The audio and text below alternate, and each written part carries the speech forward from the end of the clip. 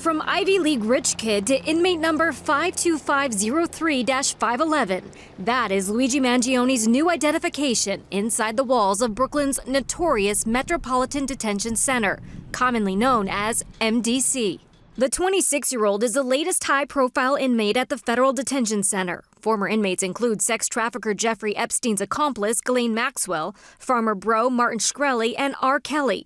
Currently, Sean Diddy Combs is also being held there on federal charges, including sex trafficking and racketeering conspiracy. Mangione and Combs also sharing a lawyer, Mark Agnifilo, who is working on Mangione's case with his wife and lead counsel, Karen. I'm going to try and minimize the amount of time he spends in very, very difficult and I believe inhumane housing conditions in the special housing unit of the Metropolitan Detention Facility. Agnifilo recently argued to move the music mogul before trial because of the conditions at MDC. While the department wouldn't confirm details of any specific inmate, policy shows upon arrival they undergo a 21-day evaluation to determine in what unit they will be held.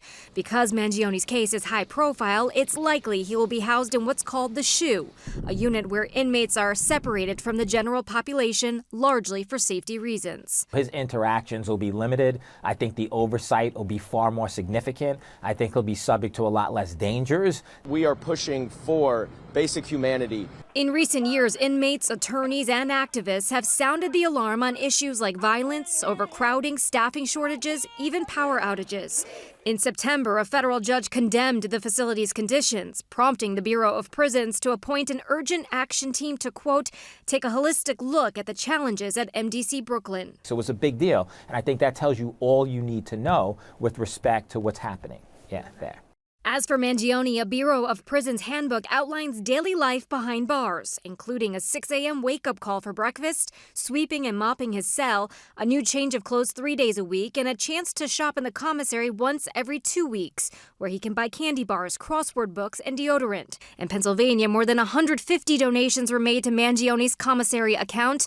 The Bureau of Prisons won't comment on inmates' accounts. CNN has learned that commissary money that was in Mangione's account in Pennsylvania will be transferred to the Bureau of Prisons for Mangione. Also important to note, his attorneys in court said that they reserve their right to request bail in this case, possibly at a later date. Brynn Gingras, CNN, New York. Joining us now is prison consultant Sam Mangel. Sam is in touch with members of Mangione's legal team and staff attorneys from that detention center, but has not been retained by the defense. Sam, we wanted to make sure everybody was all on the same page there. Nice to have you here with us. I just first want to know from your perspective what it's like in this facility and how Mangione might be treated. So first, thank you for having me back. I've described this facility, and it's kind of caught on as a catchphrase, as the worst facility. I mean, it's worse than hell. Where he currently is in a protective custody unit. So it's similar to a SHU, and he's being held there for evaluation. Until they can clear him psychologically, physically, emotionally, they're not going to put him into a general population environment. Even though he won't be in theoretical general population, he'll most likely be on what's called Unit 4H. Which is where your high-profile inmates are. It is not a pleasant place to be. However, it is much better than the alternative, which would be a state facility, where Rikers, for a number of reasons. And why is that?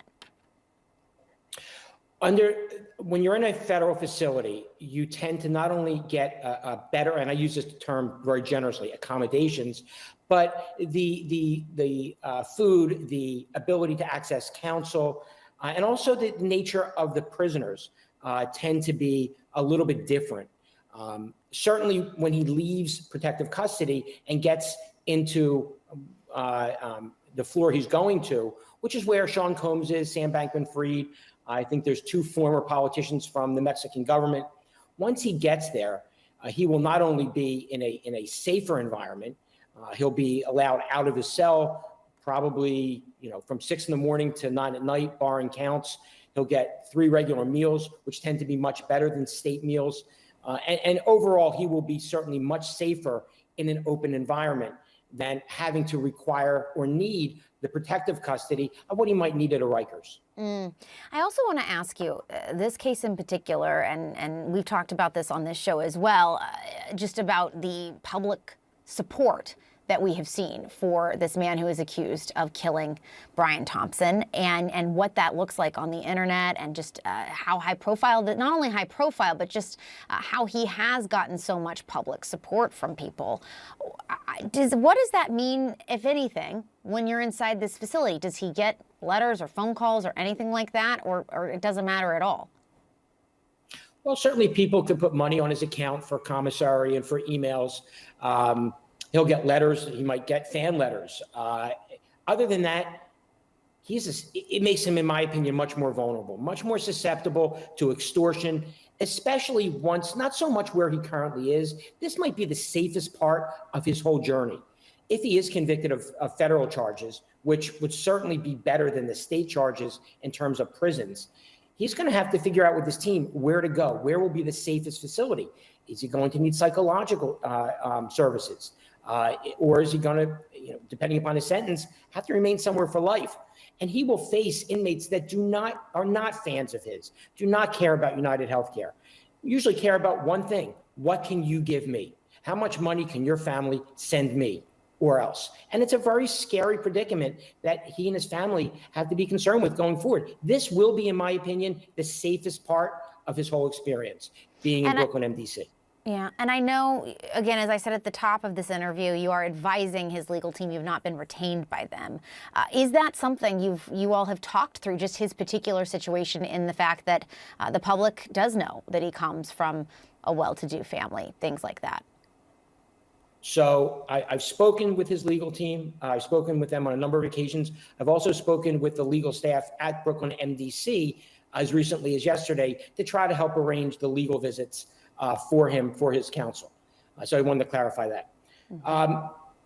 I'm sure that they were blindsided the other day when they learned it was federal.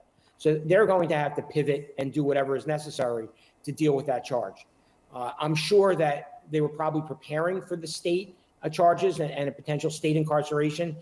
Federal is completely different, and it's something that I'm sure that they will be addressing as time goes forward. All right, Sam Mangione, thank you so much for your insight on this. We appreciate it.